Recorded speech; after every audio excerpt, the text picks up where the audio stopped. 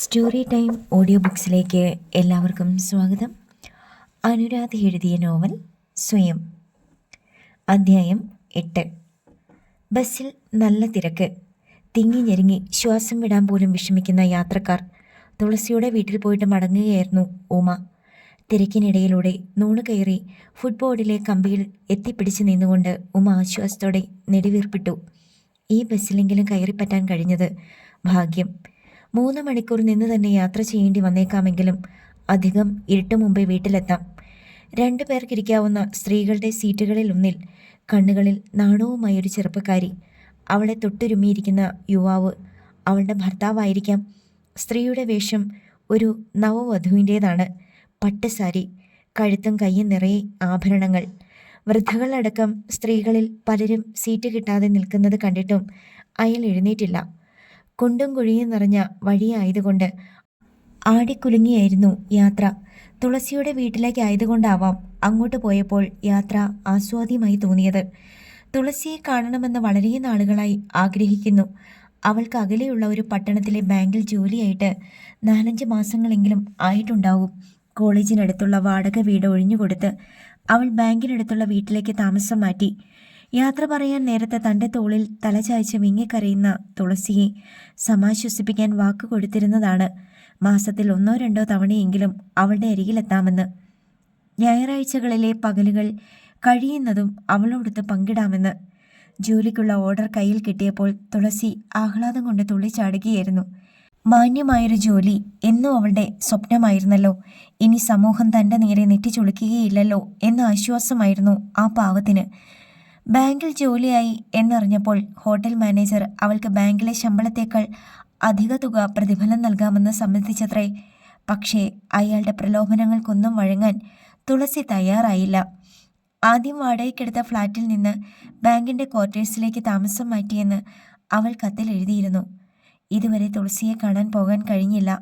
മനഃപൂർവ്വമല്ലെങ്കിലും result വന്നപ്പോൾ മുതൽ ഉമയും ഒരു ജോലിക്കുള്ള ശ്രമം ആരംഭിച്ചു.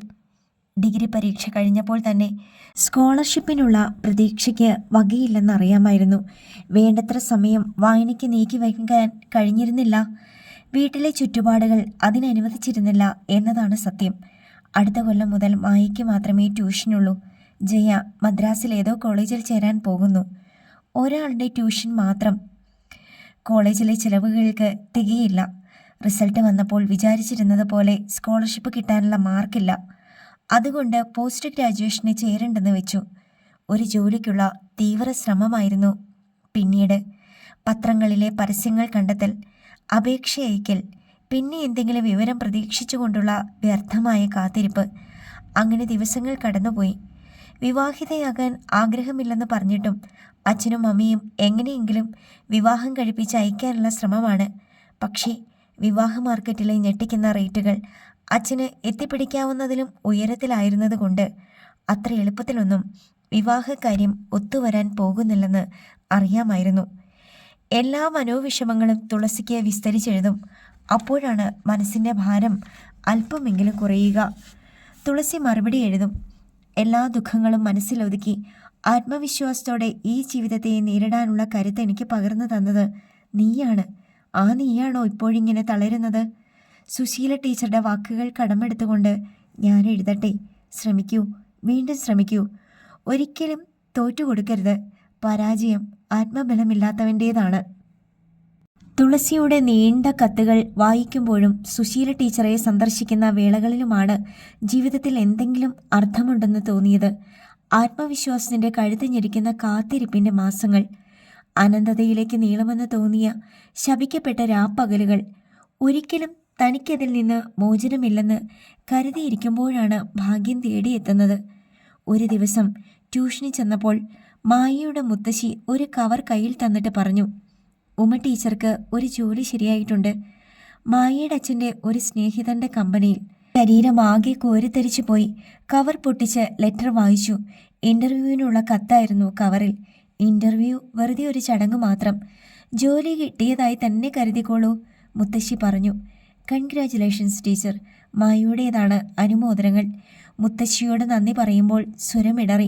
സ്വപ്ന സാക്ഷാത്കാരത്തിൻ്റെ നിമിഷങ്ങളിൽ ഈ ലോകത്തോട് ഉറക്കെ വിളിച്ചു പറയാൻ തോന്നി. എൻ്റെ ഏറ്റവും വലിയ ആഗ്രഹം സഫലമായിരിക്കുന്നു. സ്വന്തം കാലിൽ നിൽക്കാൻ, മറ്റുള്ളവർക്ക് ഭാരമാകാതെ ജീവിക്കാൻ ഞാൻ കഴിവ് നേടിയിരിക്കുന്നു. ആ സന്തോഷ വാർത്ത വേണ്ടപ്പെട്ടവരെയൊക്കെ അറിയിക്കാനുള്ള തിടുക്കമായിരുന്നു. പിന്നെ സുശീല ടീച്ചറിനോട് നേരിട്ട് ചെന്ന് വിവരം പറഞ്ഞു. തുളസിക്ക് ഉടനെ കത്തെഴുതി. ഓഫീസിലേക്ക് വീട്ടിൽ നിന്നും എന്നും പോയി വരാവുന്ന ദൂരമേ ഉള്ളൂ. വലിയ ശമ്പളത്തിൻ്റെ നല്ലൊരു ശതമാനം വീട്ടുചെലവുകൾക്ക് ഉപയോഗിക്കുവാൻ കഴിഞ്ഞു. അമ്മയ്ക്ക് മരുന്നിന് മുട്ടില്ലാതായി. സാമ്പത്തിക നേട്ടത്തെക്കുറിച്ച് ഓർത്തിട്ടാവാം ഈ തറവാട്ടിലെ പെണ്ണുങ്ങൾ ഇതുവരെ ജോലിക്കിറങ്ങിയിട്ടില്ല എന്ന പഴങ്കഥയൊന്നും അച്ഛൻ ആവർത്തിക്കാത്തത്.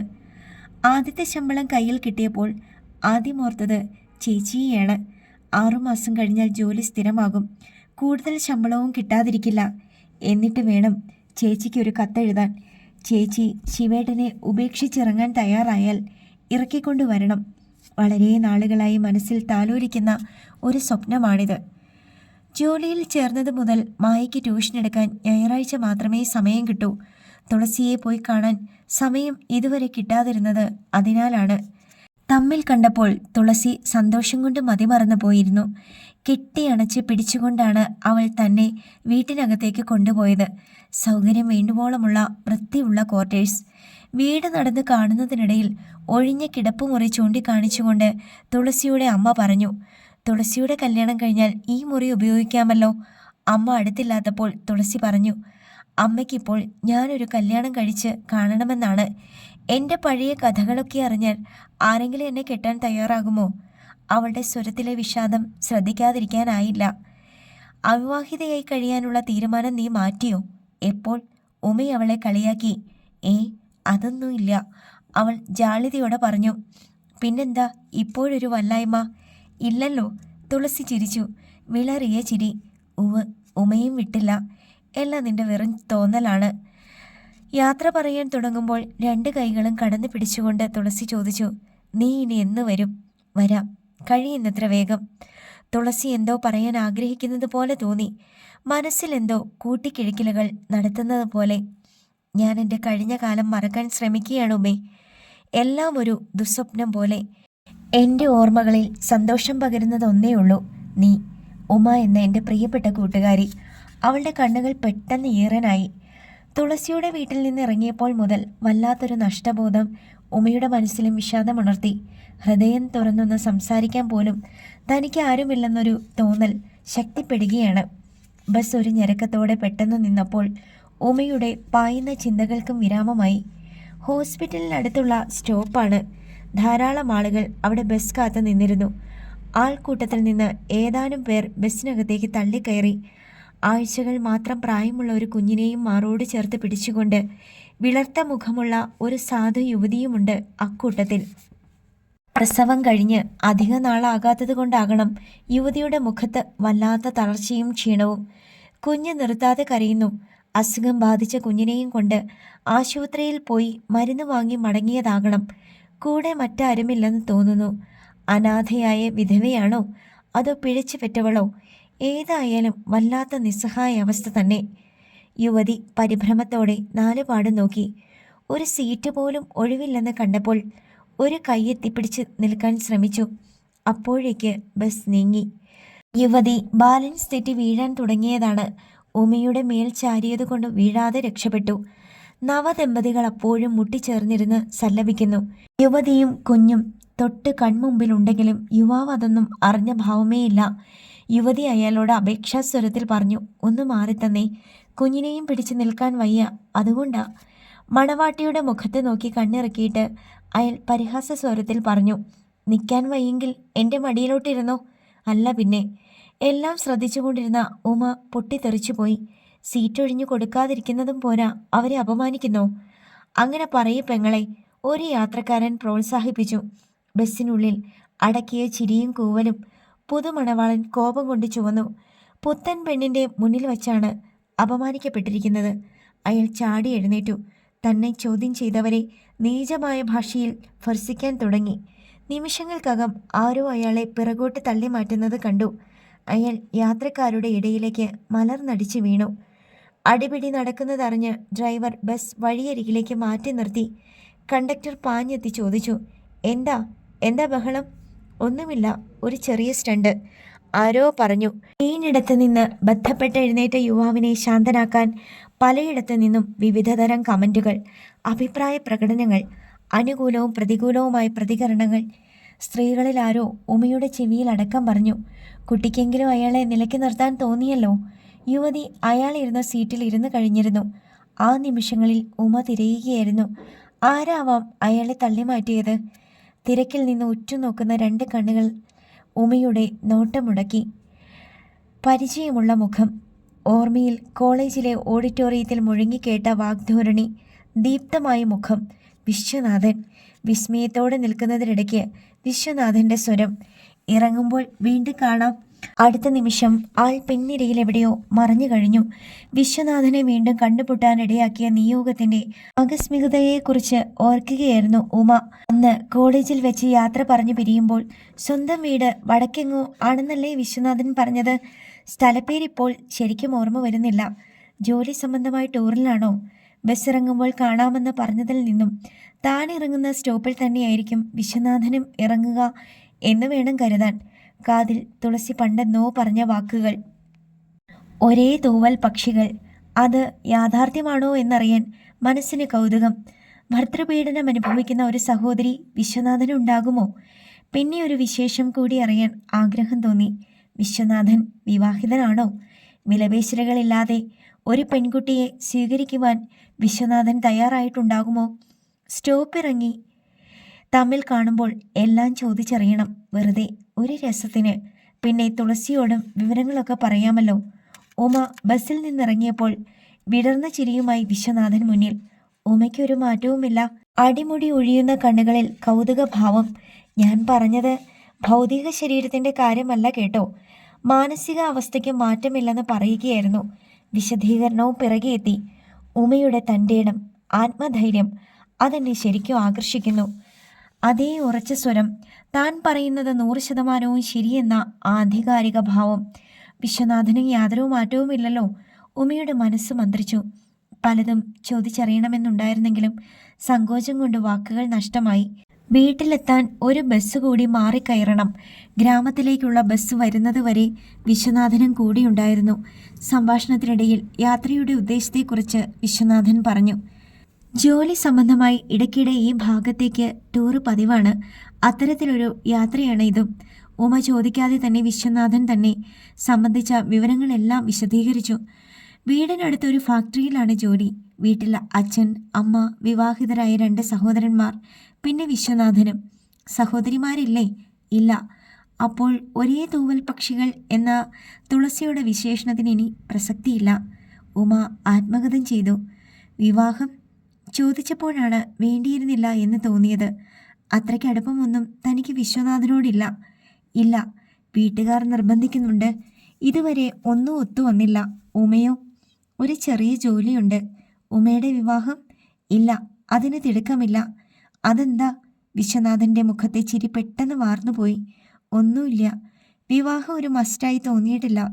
നിങ്ങളൊക്കെ ഇങ്ങനെ തീരുമാനിച്ചാൽ ഞങ്ങളെപ്പോലുള്ള ആണുങ്ങളുടെ കാര്യം വെള്ളത്തിലാകുമല്ലോ. 2 പേരും ഒരുമിച്ച് പൊട്ടിച്ചിരിച്ചുപോയി. പിന്നെ ഒരു നിമിഷത്തേക്ക് അവർക്കിടയിൽ നിശബ്ദത കടന്നു വന്നു. ബസ്സിലെ മണവാളൻ ശരിക്കും ഒന്ന് ബ്ലീച്ചായി അല്ലേ? എങ്കിലും അയാളോട് എനിക്ക് നന്ദിയുണ്ട്. നമ്മളെ വീണ്ടും കണ്ടുമുട്ടാൻ സഹായിച്ചത് അയാളല്ലേ? ഉമയുടെ അഡ്രസ്സ് ഒന്ന് തരുമോ? അഡ്രസ് വിശ്വനാഥൻ ഒരു പോക്കറ്റ് ഡയറിയിൽ കുറിച്ചിടുന്നത് കണ്ടപ്പോൾ ഉമ സംശയിച്ചു. ഒരു പക്ഷേ വിവാഹം നിശ്ചയിക്കുമ്പോൾ ക്ഷണക്കത്തയക്കാനോ മറ്റോ ആയിരിക്കുമോ? അപ്പോഴേക്കും ഉമയ്ക്കുള്ള ബസ്സെത്തി. വിശ്വനാഥനോട് യാത്ര ചോദിച്ചുകൊണ്ട് ഉമ ബസ്സിൽ കയറി. പിന്നിലേക്ക് നോക്കുമ്പോൾ വിശ്വനാഥൻ അവിടെ തന്നെ നിന്ന് കൈവീശുന്നു. ഇനിയും കാണാം. എഞ്ചിൻ്റെ സ്വരത്തിനിടയ്ക്ക് ഉമ അത്രയും വ്യക്തമായി പറഞ്ഞു. വീട്ടിലെത്തിയപ്പോൾ നേരം ഇരട്ടിയിരുന്നു. അകത്തേക്ക് കടക്കുമ്പോൾ അച്ഛൻ ശകാരിച്ചു. ഏത് പാതിരാക്കി ഇറങ്ങി നടക്കാനുള്ള തൻ്റേടായി. അമ്മയുടെ മുഖവും പ്രസന്നമായിരുന്നില്ല. തുളസിയുടെ വീട്ടിൽ പോയത് 2 പേർക്കും ഇഷ്ടപ്പെട്ടില്ലെന്നറിയാം. തുളസി ഹോട്ടലിൽ നർത്തകിയായിരുന്നെന്ന വാർത്ത അവരെങ്ങനെയോ അറിഞ്ഞിട്ടുണ്ട്. ഉമ മെല്ലെ അടുക്കള വശത്തേക്ക് നടന്നു. കാലും മുഖവും കഴുകി. കുറച്ച് കാപ്പി ഉണ്ടാക്കി കുടിക്കണം. നല്ല ദാഹവും വിശപ്പും ഉണ്ട്. അടുക്കള വാതിൽക്കലെത്തിയപ്പോൾ നളിനി ഏട്ടത്തിയുണ്ട് അവിടെ. എന്താ ഇത്ര താമസിച്ചത്? അമ്മയും അച്ഛനും ഇവിടെ കിടന്ന് കയറ് പൊട്ടിക്കുകയായിരുന്നു. നല്ല ദൂരമുണ്ട് തുളസിയുടെ സ്ഥലത്തേക്ക്. വഴിയാണെങ്കിൽ മോശം. ഞാൻ കാപ്പിയിട്ട് തരാം. എന്തിനാ ആ തുളസിയെ കാണാൻ പോയത്? ആ കൂട്ടുകെട്ട് നമുക്ക് ചേർന്നതല്ലെന്ന് അറിഞ്ഞൂടെ ഉമ്മയ്ക്ക്? തൻ്റെ മുഖഭാവം പെട്ടെന്ന് ഗൗരവപൂർണമായതുകൊണ്ടാവാം നളിനിയെടുത്തി പിന്നെ ഒന്നും പറയാത്തത്. തുളസിയെക്കുറിച്ച് ഇവിടെ ആർക്കും നല്ല അഭിപ്രായമില്ലെന്നറിയാം. ആദ്യമൊക്കെ ആ ധാരണ തിരുത്തുവാൻ ശ്രമിക്കാതിരുന്നില്ല. എന്നിട്ടും പഴയ അഭിപ്രായത്തിൽ മാറ്റമുണ്ടായില്ല. അരികിലിരുന്ന് ചൂടാറാൻ കാപ്പി പാത്രങ്ങളിലേക്ക് പകർന്നുകൊണ്ട് നളിനിയെടുത്തി പറഞ്ഞു, ഇവിടെ ഒരാൾ വന്നിരുന്നു. ആര്? ഓ, ഒന്നും അറിയാത്തതുപോലെ എല്ലാം തമ്മിൽ പറഞ്ഞൊപ്പിച്ചിട്ട്. അയ്യോ പാവം ചമയുകയാണല്ലേ. എത്ര ആലോചിച്ചിട്ടും ഉമയ്ക്കൊന്നും മനസ്സിലായില്ല. ആരാ വന്നത്? സത്യം എനിക്കൊരു പിടിയും കിട്ടണില്ല. ഞാൻ വിചാരിച്ചു രണ്ടുപേരും കൂടിയുള്ള ഒരു ഒത്തുകളിയാണെന്ന്. രണ്ടുപേരും കൂടിയോ? ആരുടെ കാര്യമാണ് നളിനിയേട്ടത്തി പറയുന്നേ? ഇന്നിവിടെ ഒരു കല്യാണ ബ്രോക്കർ വന്നിരുന്നു. ഉമയുടെ ജാതകവും വാങ്ങിച്ചുകൊണ്ട് പോയിട്ടുണ്ട്. ഉമയുടെ ഓഫീസിൽ തന്നെ ജോലിയുള്ള ഒരു ചെറുപ്പക്കാരന് വേണ്ടി അത്രേ. ഞാൻ വിചാരിച്ചു ഉമ മനഃപൂർവ്വം ഒന്നും അറിയാത്ത ഭാവം നടിക്കുകയാണെന്ന്. അപ്പോൾ അങ്ങനെയാണ് കാര്യങ്ങളുടെ കിടപ്പ്. ധാരാളം പുരുഷന്മാരുള്ള സ്ഥാപനമാണ്. അതിൽ ആരാണെന്ന് എങ്ങനെ അറിയും? കൂടുതൽ അതേക്കുറിച്ച് അന്വേഷിക്കാതിരിക്കുന്നതാണ് ബുദ്ധി എന്ന് തോന്നി. തനിക്ക് താല്പര്യമുള്ള കാര്യമാണെന്ന് തെറ്റിദ്ധരിച്ചാലോ? ഞാനൊന്ന് മേല് കഴുകട്ടെ. ആകെ വിയർത്തു. ആരാണ് കഥാനായകൻ? മനസ്സിൽ അപ്പോഴും ആ ചോദ്യം അസ്വാസ്ഥ്യം പടർത്തി. അധ്യായം 9. ഓഫീസിൽ നിന്ന് മടങ്ങി വന്ന് കാലും മുഖവും കഴുകിയായിരുന്നു ഉമ്മ. പിറകിൽ കാൽപെരുമാറ്റം കേട്ട് തിരിഞ്ഞു നോക്കുമ്പോൾ അമ്മ. മുഖത്ത് നല്ല പ്രസരിപ്പും ഉത്സാഹവും. നിനക്കൊരു വിവാഹാലോചനയും കൊണ്ട് വന്നിരിക്കുക അയാൾ. നിന്റെ ഓഫീസിൽ തന്നെ ജോലിയുള്ള ചെറുപ്പക്കാരന് വേണ്ടിയിട്ടാത്രേ. ആരോ ഒരാൾ അച്ഛനുമായി ഉമ്മറത്തെ വെടി പറഞ്ഞിരിക്കുന്നത് ഓഫീസിൽ നിന്ന് വന്ന് കയറിയപ്പോൾ തന്നെ ശ്രദ്ധിച്ചു. അയാളെ പറ്റിയായിരിക്കണം അമ്മ സൂചിപ്പിക്കുന്നത്. എനിക്കിപ്പോൾ കല്യാണമൊന്നും വേണ്ട. പ്രൈവറ്റായി ഇനിയും എന്തെങ്കിലുമൊക്കെ പഠിക്കണം. എങ്കിലേ പ്രമോഷന് സാധ്യതയുള്ളൂ. പിന്നെ എപ്പോഴാ ഇനി? മൂത്ത് നരച്ചിട്ടോ? അമ്മയ്ക്ക് ശുണ്ടി കയറി. അപ്പോഴും വേണ്ട എങ്കിലോ? ആ മനുഷ്യനോട് വിവരം പറഞ്ഞേക്കൂ. ഇത്ര നല്ല ആലോചനയും കൊണ്ട് വന്ന ആളെ ആട്ടിപ്പായിക്കുക. പയ്യൻ നിന്നെ ആഫീസിൽ വെച്ച് കാണാറുണ്ടത്രേ. അയാൾക്ക് ഇഷ്ടമായിന്ന്. ജാതകവും നല്ല ചേർച്ചയുണ്ട്. കുട്ടിയെ കണ്ട് ഇഷ്ടമായതല്ലേ? അതുകൊണ്ട് കാര്യമായിട്ടൊന്നും ചോദിക്കില്ല. കല്യാണം മാത്രം അങ്ങോട്ട് നടത്തി കൊടുത്താൽ മതിയെന്നാ ദല്ലാള് പറഞ്ഞത്. ഞായറാഴ്ച അയാളും ബന്ധുക്കളും നിന്നെ പെണ്ണ് കാണാൻ വരും. ഈ പിടിവാശിയൊക്കെ അവസാനിപ്പിച്ച് മര്യാദയ്ക്ക് പറഞ്ഞതനുസരിച്ചോ. അല്ലെങ്കിൽ അങ്ങനെയൊരു അന്ത്യശാസനവും നൽകി ചവിട്ടിത്തെറിപ്പിച്ചുകൊണ്ട് അമ്മ നടന്നകന്നു.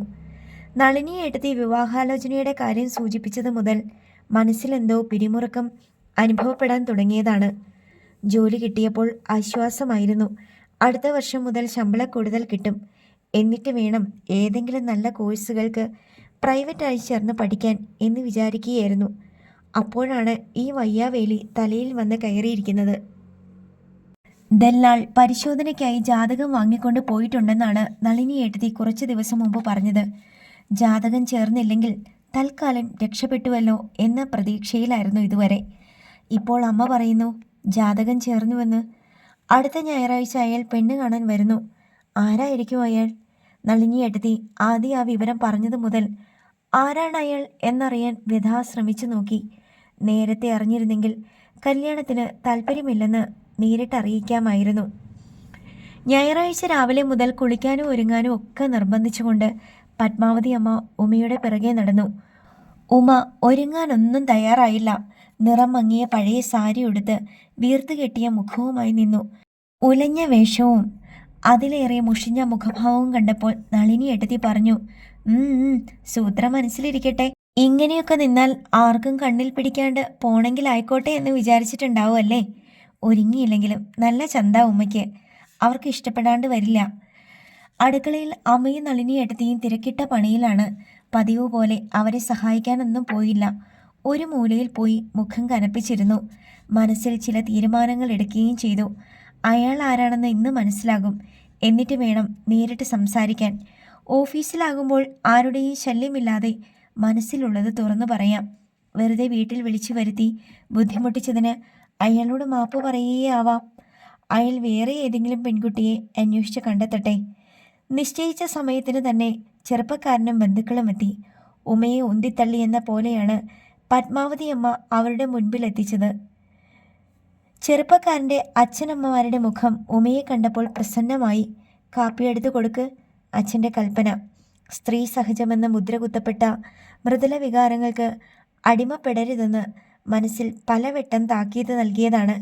എന്നിട്ടും വിരുന്നുകാരുടെ മുമ്പിൽ നിന്നപ്പോൾ എന്തോ സങ്കോചം തോന്നി ഉമയ്ക്ക്.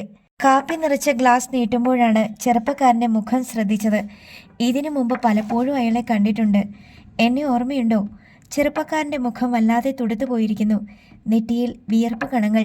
കണ്ടിട്ടുണ്ട്, ഉമ പറഞ്ഞു. കഴിയുന്നതും വേഗം അവിടെ നിന്നും രക്ഷപ്പെട്ട് അകത്തെ മുറിയിൽ അഭയം തേടി. നളിനിയേട്ടത്തി പലഹാരം വിളമ്പുന്നു. എല്ലാം അതിഥികൾക്ക് ഇഷ്ടപ്പെട്ടു എന്ന് തോന്നുന്നു. നളിനിയേട്ടത്തി പലവട്ടം അടുക്കളയിൽ പോയി പ്ലേറ്റുകൾ നിറച്ചു കൊണ്ടുവരുന്നുണ്ടായിരുന്നു. കുറേ നേരത്തേക്ക് ഉമ്മറത്തെ മുറിയിൽ നിന്ന് തമാശകളും പൊട്ടിച്ചിരികളും ഒക്കെ കേട്ടു. പിന്നീട് ശബ്ദകോലാഹലങ്ങൾ കുറഞ്ഞു വന്നു. ഒഴിഞ്ഞ പിഞ്ഞാണികൾ എടുക്കാൻ ഉമ്മറത്ത് പോയിരുന്ന നളിനിയേട്ടത്തി മടങ്ങി വന്നറിയിച്ചു.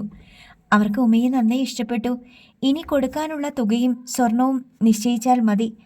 ചാട്ടയടി കൊണ്ടെന്ന പോലെ പൊളഞ്ഞുകൊണ്ട് എഴുന്നേറ്റു ഉമ. കല്യാണ ചെലവ് മാത്രം വഹിച്ചാൽ മതിയെന്നായിരുന്നല്ലോ ബ്രോക്കർ പറഞ്ഞത്. എന്നിട്ടിപ്പോൾ?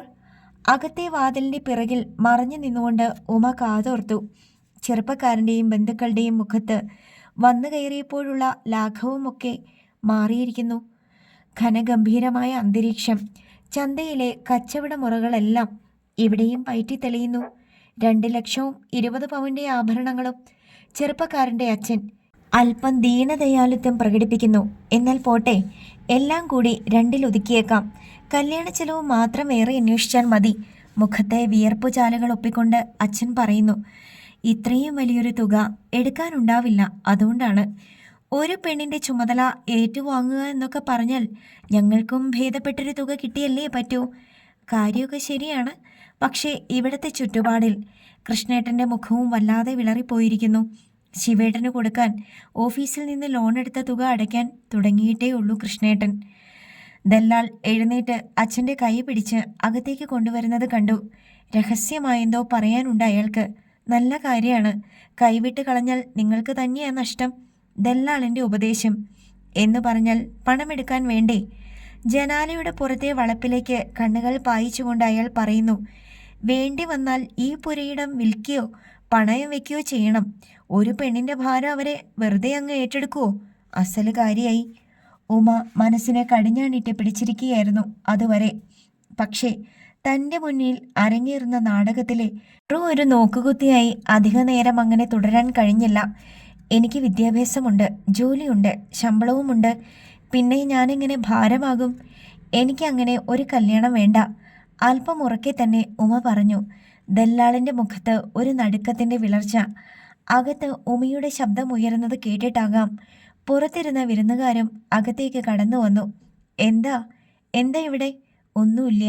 എനിക്കിപ്പോൾ വിവാഹം വേണ്ടെന്ന് പറയുകയായിരുന്നു ഉമേ. ചെറുപ്പക്കാരൻ്റെ മുഖം പെട്ടെന്ന് വിളറി. ഇടറുന്ന സ്വരത്തിൽ അയാൾ പറഞ്ഞു. ഇത്രയൊക്കെ ആയ സ്ഥിതിക്ക് ഉമയെ എനിക്ക് വളരെ ഇഷ്ടപ്പെട്ടു. മനുഷ്യബന്ധങ്ങൾക്ക് വിലപേശുന്ന നിങ്ങളെ പക്ഷേ എനിക്കിഷ്ടമല്ല, ഉമ തറപ്പിച്ചു പറഞ്ഞു. നാവിറങ്ങിപ്പോയ പോലെ നിൽക്കുകയാണ് ചെറുപ്പക്കാരൻ. ബന്ധുക്കളുടെയും ദല്ലാളിൻ്റെയും മുഖത്ത് ഒരു തുള്ളി ചോരയില്ല. കുറുപ്പ് ആക്രോശിച്ചു. കടന്നുപോടി അകത്തേക്ക്. ഉമയുടെ കണ്ണിൽ നിന്ന് തീ പാറി. തൻ്റെ കൂസലില്ലാത്ത നോട്ടത്തിനു മുന്നിൽ ചൂടുന്ന മനുഷ്യക്കോലങ്ങൾ. ചെറുപ്പക്കാരന് വേണ്ടി അടുത്ത വിലപേശൽ നടത്തുമ്പോൾ വീട്ടുകാരുടെ ഹൃദയമിടിപ്പ് കൂടും, തീർച്ച. അകത്തേക്ക് നടക്കുമ്പോൾ അമ്മ കണ്ണു തുടയ്ക്കുന്നത് കണ്ടു. ഉമ്മറത്ത് നിന്ന് പരുഷസ്വരത്തിൽ ആരൊക്കെയോ സംസാരിക്കുന്നു. ദല്ലാളിൻ്റെ സ്വരമാണ് ഉച്ചത്തിൽ. പേയിളകിയ നായയെപ്പോലെയാണ് അയാൾ അലറുന്നത്. പെൺകുട്ടികളെ വളർത്തുമ്പോൾ അടക്കോ ഒതുക്കോ ആയി വളർത്തണം, അല്ലെങ്കിൽ ഇങ്ങനെയൊക്കെ ആയിരിക്കും. സ്വന്തം കമ്മീഷൻ നഷ്ടപ്പെടുന്നതിൻ്റെ അരിശമാണ് അയാൾക്ക്. ഇവളൊക്കെ കുടുംബത്ത് വന്ന് കയറിയ കുടുംബക്കുളം തോണ്ടും. ചെറുപ്പക്കാരൻ്റെ അച്ഛൻ്റെ സ്വരം. ചെറുപ്പക്കാരനിപ്പോൾ എന്ത് ചെയ്യുകയായിരിക്കുമെന്ന് ഇവിടെ നിന്നുകൊണ്ട് തന്നെ ഊഹിക്കാം. പറ്റിയ അമളി നാട്ടുകാരറിയും മുമ്പ് ബന്ധുക്കളെയും കൊണ്ട് തടി തപ്പാനുള്ള ശ്രമത്തിലായിരിക്കും അയാൾ. നിമിഷങ്ങൾ കഴിഞ്ഞപ്പോൾ ശബ്ദഘോഷങ്ങളൊക്കെ അവസാനിച്ചു. പിന്നെ കനത്ത നിശബ്ദത. വലിയൊരു ആപത്തിൽ നിന്നും രക്ഷ നേടിയ ആശ്വാസത്തോടെ ഉമ ബെഡ്റൂമിലെ ഏകാന്തതയിലേക്ക് ഒതുങ്ങി. രാവിലെ മുതൽ അനുഭവപ്പെട്ടു തുടങ്ങിയ മാനസിക സംഘർഷത്തിന് അയവ് വന്നിരിക്കുന്നു. സ്വന്തം മൂല്യങ്ങളിൽ ഉറച്ചു നിൽക്കാൻ കഴിഞ്ഞതിൽ അഭിമാനം തോന്നി. മനസ്സിനിപ്പോൾ ഒരു ഭാരക്കുറവ്. കുറേ നേരം കഴിഞ്ഞ് അടുക്കളയിലേക്ക് ചെന്നു. ഭാഗ്യത്തിന് അവിടെ അമ്മയില്ല, നളിനിയേട്ടത്തി മാത്രമേ ഉള്ളൂ. ഉമയെ കണ്ടപ്പോൾ അവർ ആർദ്രതയോടെ ചിരിച്ചുകൊണ്ട് തലയാട്ടി. എന്തിനാ അങ്ങനെ ബഹളം വെക്കാൻ പോയത്? അച്ഛനും അമ്മയും ശരിക്ക് എടഞ്ഞിട്ടുണ്ട്. മറുപടി പറയാതെ ഉമ ഒഴിഞ്ഞു മാറി. മോളെവിടെ? അവൾ കൃഷ്ണേട്ടൻ്റെ അടുത്ത് കിടന്ന് നല്ല ഉറക്കമാണ്, നളിനി ഏട്ടത്തി പറഞ്ഞു. കാപ്പി ആ തൂക്കുപാത്രത്തിൽ അടച്ചു വെച്ചിട്ടുണ്ട്. പലഹാരമൊന്നും ബാക്കിയില്ല, ഒക്കെ അവർ തീർത്തു. എന്തിനാ മുഴുവനും വിളമ്പിക്കൊടുത്ത് അവരെ തീറ്റിക്കാൻ പോയത്? അത് കൊള്ളാം, നമ്മുടെ ബന്ധുക്കളാകാൻ പോകുന്നവരാണെന്നല്ലേ വിചാരിച്ചത്? ബന്ധുക്കളാകാൻ പറ്റിയ കൂട്ടര് തന്നെ. ചേച്ചിയുടെ ബന്ധുക്കളെക്കാൾ വിഷമുള്ള ജാതിയാണ്. സംസാരം കേട്ടാൽ അറിഞ്ഞൂടെ? അവരുടെ സംസാരത്തിന് എന്താടി കുഴപ്പം? പിറകിൽ അമ്മ. ജാളിതയിൽ ഉത്തരം മുട്ടിപ്പോയി ഉമയ്ക്ക്. അമ്മയുടെ സാമീപ്യം ഒട്ടും അറിഞ്ഞതേയില്ല. എങ്കിൽ കൂടുതൽ കരുതലോടെ സംസാരിക്കാമായിരുന്നു. സാധാരണ ആൺവീട്ടുകാർ സംസാരിക്കുന്നത് പോലെയൊക്കെ അവരും സംസാരിച്ചിട്ടുള്ളൂ. നീയാണ് മര്യാദയില്ലാതെ ഓരോന്ന് പ്രസംഗിച്ചത്. നല്ല യോഗ്യതയുള്ള പയ്യൻ. അമ്മയുടെ സ്വരത്തിൽ അമർഷവും നിരാശയും. സ്ത്രീധന തുകയ്ക്ക് എവിടെ പോകും? ദല്ലാൽ പറഞ്ഞതുപോലെ വീട് പണയം വെച്ച് കല്യാണം നടത്തിയാൽ പിന്നെ പണയ തുകയ്ക്കും പലിശയ്ക്കും വഴി എന്താണ്? അങ്ങനെ പലതും ചോദിക്കണമെന്നുണ്ടായിരുന്നു ഉമ്മയ്ക്ക്. പക്ഷേ സ്ഥലം വിട്ടുകൊള്ളാൻ അമ്മയുടെ പിറകിൽ നിന്ന് ആംഗ്യം കാണിക്കുന്ന നളിനി ഏട്ടത്തിയെ അനുസരിക്കുകയാണ് ഉചിതമെന്ന് തോന്നി. അമ്മയുമായി ഈ അവസരത്തിൽ ഒരു മുഖാമുഖം ഒഴിവാക്കുകയാണ് ബുദ്ധി. അല്ലെങ്കിൽ മനസ്സിലെ കോപം മുഴുവൻ തൻ്റെ മേൽ വാരി വർഷിക്കാൻ തുടങ്ങും. കുറേ ശപിക്കും, ശകാരിക്കും. അതൊന്നുമല്ല വിഷമം. കരച്ചിലും പിഴിച്ചിലുമായാൽ ആസ്മ ഇളകും അമ്മയ്ക്ക്. ഒരാഴ്ചത്തേക്ക് പിന്നെ കിടക്ക വിട്ട് എഴുന്നേൽക്കാനാകില്ല. ഒന്നും മിണ്ടാതെ ശരവേഗത്തിൽ അടുക്കളയിൽ നിന്ന് പുറത്തു കടന്നു. ആ സംഭവത്തിന് ശേഷം സ്വന്തം വീട്ടിൽ കഴിയുന്ന ഓരോ നിമിഷവും ഉമയ്ക്ക് പ്രതിക്കൂട്ടിൽ നിൽക്കുന്നത് പോലെയായിരുന്നു. അച്ഛനും അമ്മയും കണ്ടാൽ ഉടനെ മുഖം വെട്ടിച്ച് കടന്നു പോകും. എന്തെങ്കിലും അങ്ങോട്ട് ചോദിച്ചാൽ തന്നെ നെഞ്ചിൽ തറയുന്നത് പോലെയാണ് മറുപടി. താനെന്തോ കടുത്ത അപരാധം ചെയ്തതുപോലെയാണ് കൃഷ്ണേട്ടൻ്റെയും ഭാവം. എല്ലാ അവഹേളനങ്ങളും ഏറ്റുവാങ്ങുമ്പോൾ മനസ്സിൽ പലതവണ കൂട്ടലും കിഴിക്കലും നടന്നു. കടന്നുപോയ ഞായറാഴ്ചയിലെ നിമിഷങ്ങൾ പലവട്ടം ഓർമ്മിച്ചു. തൻ്റെ പേരിലുള്ള തെറ്റെന്താണെന്ന് എത്ര ആലോചിച്ചിട്ടും പിടികിട്ടുന്നില്ല. സമൂഹം കൽപ്പിച്ചിട്ടുള്ള പെരുമാറ്റച്ചട്ടങ്ങൾ അനുസരിക്കാൻ തനിക്കായില്ലെന്നത് വാസ്തവമാണ്. പെണ്ണുകാണൽ ചടങ്ങിൽ സാധാരണ പ്രത്യക്ഷപ്പെടുന്ന ശാലീനിയായ ഒരു പെൺകുട്ടിയായി നാണിച്ച് തലയും കുനിച്ച് നിന്നില്ല. പെണ്ണ് കാണാൻ വന്ന ചെറുപ്പക്കാരനും ബന്ധുക്കളും യാതൊരു സങ്കോചവുമില്ലാതെ ലേലം നടത്തുന്നത് കണ്ടപ്പോൾ ഒരു മരപ്പാവയെപ്പോലെ കേട്ടു നിൽക്കാനുമായില്ല.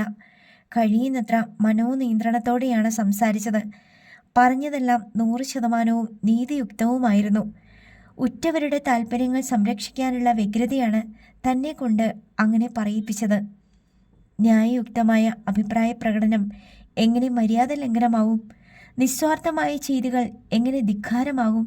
സ്വന്തം മനസാക്ഷിയിൽ തെറ്റിൻ്റെയും ശരിയുടെയും നെല്ലും പതിരും തിരഞ്ഞു മടുത്തപ്പോൾ സുശീല ടീച്ചറിനെ ഒന്ന് കാണാൻ കൊതി തോന്നി. പക്ഷേ ഓഫീസിൽ നിന്ന് ലീവെടുക്കാൻ കഴിഞ്ഞില്ല. ദിവസങ്ങൾ കടന്നുപോയി. സുശീല ടീച്ചറിൻ്റെ കത്ത് കിട്ടി. ടീച്ചറിന് അത്യാവശ്യമായി കാണണമെന്ന്. കത്ത് കിട്ടിയ ശേഷം ഒട്ടും അമാന്തം വിചാരിച്ചില്ല. അന്ന് വൈകുന്നേരം മേലുദ്യോഗസ്ഥൻ്റെ അനുവാദവും വാങ്ങി അല്പനേരത്തെ ഓഫീസിൽ നിന്നിറങ്ങി. സുശീല ടീച്ചറിൻ്റെ വീട്ടിൽ ചെന്നപ്പോൾ ടീച്ചർ കോളേജിൽ നിന്ന് മടങ്ങിയെത്തിയിട്ടില്ല. കുറച്ചു നേരം കാത്തിരുന്നു. കണ്ടയുടനെ "അല്ല, ഇതാരോ ഉമയാ?" എന്ന് പറഞ്ഞുകൊണ്ട് സുശീല ടീച്ചർ തന്നെ സ്വന്തം ശരീരത്തോട് ചേർത്തണച്ചു. ഏതാനും നാളുകളായി അനുഭവിക്കുന്ന മനസ്സിലെ പിരിമുറുക്കം പെട്ടെന്ന് അയഞ്ഞതുപോലെ തോന്നി ഉമയ്ക്ക്. ടീച്ചർ എന്താണ് അത്യാവശ്യമായി കാണണമെന്ന് കത്തിൽ എഴുതിയിരുന്നത്? അതോ ഉമയോട് യാത്ര ചോദിക്കാൻ? ഒരു നിമിഷത്തേക്ക് നടുക്കത്തിൻ്റെ പിടിയിൽ അമർന്നുപോയി. ടീച്ചർ എങ്ങോട്ട് പോകുന്നു? തൽക്കാലം നാട്ടിലേക്ക്. ഞാൻ അടുത്ത ആഴ്ച റിട്ടയർ ചെയ്യുകയാണ് ഉമേ. ഇതുവരെ നിങ്ങളൊക്കെ ഉണ്ടായിരുന്നു ചുറ്റും. അതുകൊണ്ട് ഒറ്റയ്ക്കാണെങ്കിലും ഏകാന്തത എന്താണെന്ന് ഞാൻ അറിഞ്ഞിട്ടില്ല. ഇനിയിപ്പോൾ ടീച്ചറിൻ്റെ സാമീപ്യവും നഷ്ടപ്പെടുകയാണോ? ഈ വേർപാട് താൻ എങ്ങനെ സഹിക്കും? തെറ്റിൻ്റെയും ശരിയുടെയും പോർക്കളത്തിൽ മനസ്സ് പടവെട്ടി തളരുമ്പോൾ ജ്ഞാനോപദേശങ്ങളുടെ സഞ്ജീവനി പകർന്നു തരാൻ തനിക്കിനി ആരുണ്ട്? നോക്കുമേ, നീ എന്തിനാ ഇങ്ങനെ അപ്സെറ്റ് ആകുന്നത്? നിനക്ക് എപ്പോൾ വേണമെങ്കിലും എന്നെ വീട്ടിൽ വന്ന് കാണാമല്ലോ.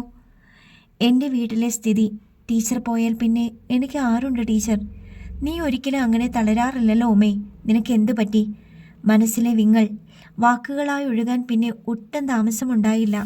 ഞായറാഴ്ച നടന്ന പെണ്ണുകാണൽ ചടങ്ങ്, ചെറുക്കൻ വീട്ടുകാരുടെ കണ്ണിൽ ചോരയില്ലാത്ത വാക്കുകൾ, സഹനശക്തി നഷ്ടമായപ്പോൾ താൻ ഇടപെട്ട് പോയത്, അച്ഛനമ്മമാരുടെ ശകാരവർഷം, അന്നു മുതൽ അനുഭവിക്കുന്ന അവജ്ഞ, കുത്തുവാക്കുകൾ എല്ലാം ക്ഷമയോടെ കേൾക്കുന്ന ടീച്ചറിൻ്റെ മുഖത്ത് ആർദ്രതയുടെ നനവ്. എല്ലാം എനിക്ക് മനസ്സിലാകുന്നുണ്ടോമേ. സ്ത്രീധനം എന്ന വാക്ക് കേൾക്കുമ്പോൾ നീ നിന്റെ ചേച്ചി അനുഭവിക്കുന്ന യാതനകളെക്കുറിച്ച് ഓർത്തു പോകുന്നു. വിവാഹം ഒരു കച്ചവടമാക്കുന്ന സാമൂഹിക വ്യവസ്ഥിതിയെ നീ അങ്ങേയറ്റം വെറുക്കുന്നു. എല്ലാം ശരി തന്നെ. പക്ഷേ സ്വന്തം ഉറ്റവരുടെ പിൻബലം പോലുമില്ലാത്ത നിനക്ക് കീഴ്വഴക്കങ്ങൾക്ക് വഴങ്ങാതെ എത്ര നാൾ പിടിച്ചു നിൽക്കാനാകും? അവസാനം ജീവിതത്തിൽ നീ ഒറ്റപ്പെട്ടാലോ? ബന്ധുക്കളെ അക്ഷരം പ്രതി അനുസരിച്ചാൽ എൻ്റെ ജീവിതം സുഖസമ്പൂർണമാകുമെന്ന് എന്താണ് ഉറപ്പ് ടീച്ചർ? എല്ലാവരെയും അനുസരിക്കാൻ മാത്രം ശീലിച്ച എൻ്റെ ലത ചേച്ചിക്ക് എന്നും കണ്ണീരല്ലേ? ചേച്ചിക്ക് ഇന്ന് ആരുണ്ട് രക്ഷകനായി? നീ പറഞ്ഞതൊക്കെ ശരി, ഒന്നും ഞാൻ നിഷേധിക്കുന്നില്ല കുട്ടി. പക്ഷേ ഒരു പെൺകുട്ടിക്ക് ചില പരിമിതികളുണ്ടെന്ന് ഓർമ്മിപ്പിക്കുകയാണ് ഞാൻ. നിന്റെ ചേച്ചിയെപ്പോലെ വിദ്യാസമ്പന്നയല്ലാത്ത, സ്വന്തമായി വരുമാനമില്ലാത്ത ഒരു സ്ത്രീയാണെങ്കിൽ പ്രത്യേകിച്ചും. ഈ അനാചാരങ്ങൾക്ക് ഒരവസാനമുണ്ടാകണമെങ്കിൽ എന്താണൊരു വഴി? അതിന് മുൻകൈ എടുക്കേണ്ടത് എന്നെപ്പോലെയുള്ള യുവതികളല്ലേ? അതെ, പക്ഷേ ആ ലക്ഷ്യം എളുപ്പത്തിൽ നേടിയെടുക്കാമെന്ന് വ്യാമോഹിക്കരുതെന്ന് മാത്രം. തരണം ചെയ്യേണ്ട പരീക്ഷണങ്ങൾ കഠിനങ്ങളായിരിക്കും. പല സന്ദർഭങ്ങളിലും എതിർക്കേണ്ടത് സ്വന്തം ബന്ധുക്കളെയും മറ്റു വേണ്ടപ്പെട്ടവരെയുമാണ്. ഒഴുക്കിനെതിരെ ബഹുദൂരം നീന്തുന്നവരുടെ അധ്വാനം, ഏകാന്തത, വികാരവിക്ഷോഭം ഇതൊക്കെ നിനക്ക് കൂട്ടിനായി ഉണ്ടാവുകയുള്ളൂ. എല്ലാം അറിഞ്ഞുകൊണ്ട് ഒരു ധർമ്മസമരത്തിന് ഒരുങ്ങുകയാണ് ടീച്ചർ ഞാൻ. സ്ത്രീകളെ പിൻനിരക്കാരും അടിമകളുമായി മാറ്റുന്ന സാമൂഹിക വ്യവസ്ഥിതിക്കെതിരെ ഒന്ന് തറപ്പിച്ചു നോക്കാനെങ്കിലും എനിക്ക് ശ്രമിച്ചുകൂടെ ടീച്ചർ? സമൂഹത്തിൻ്റെ കാഴ്ചപ്പാടിൽ എന്തെങ്കിലും ചലനങ്ങൾ ഉണ്ടാക്കാൻ ആർക്കെങ്കിലും കഴിയുമെങ്കിൽ അത് നിന്നെപ്പോലുള്ള ചുണക്കുട്ടികൾക്കാണ്. ബെസ്റ്റ് ഓഫ് ലക്ക് ഉമേ. സുശീല ടീച്ചർ വികാരാവേശത്തോടെ പറഞ്ഞു. പിറ്റേന്ന് ഓഫീസിലിരിക്കുമ്പോഴാണ് ഉമയ്ക്കൊരു ഫോൺ വന്നത്. ഫോൺ എടുത്തപ്പോൾ അപരിചിതമായ സ്വരത്തിലുള്ള സന്ദേശം. ലത ചേച്ചിയെ ഹോസ്പിറ്റലിൽ അഡ്മിറ്റ് ചെയ്തിരിക്കുന്നു. വളരെ സീരിയസ് ആണ്. അടുത്ത ഭാഗം നാളെ.